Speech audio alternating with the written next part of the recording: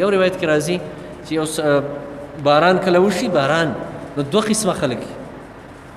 یو هغه کس دی چې هغه دا وایي چې مطرنا موږ باندې باران وکړی شو د الله په رحمت باندې د الله په رحم باندې د الله د طرفه د مؤمن دی نبی کریم صلی الله علیه وسلم فرمایي چې الله فرمایي فهو مؤمن بي دی په ما مؤمن دی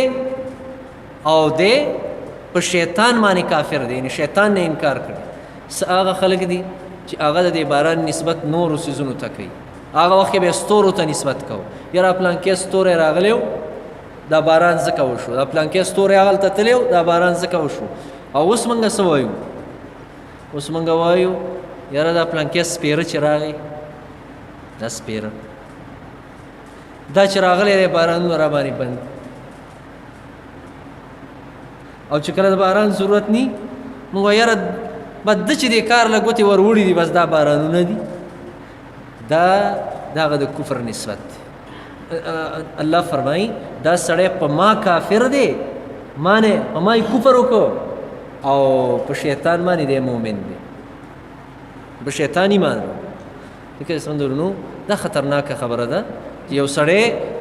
ژوندی شوی په اسلام کې دی ژوند په اسلام کې تیر که او آخره کې کفر کې ځکه نبی کریم صلی الله علیه وسلم فرمایلی دي تاسو د الله نه د آخر عاقبت او د آخر خاتمې د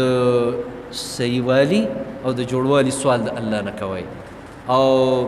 دوام ده پای کې یو جمله داسې ده چې الله زما د ځوانۍ ژوند دا د خیر جوړ کړي او یا الله زما آخري عمر دا صالح جوړ کړي او دا د سعادت جوړ کړي دا دعا د الله نه کوه چې آخره کې سړی ونه خویږي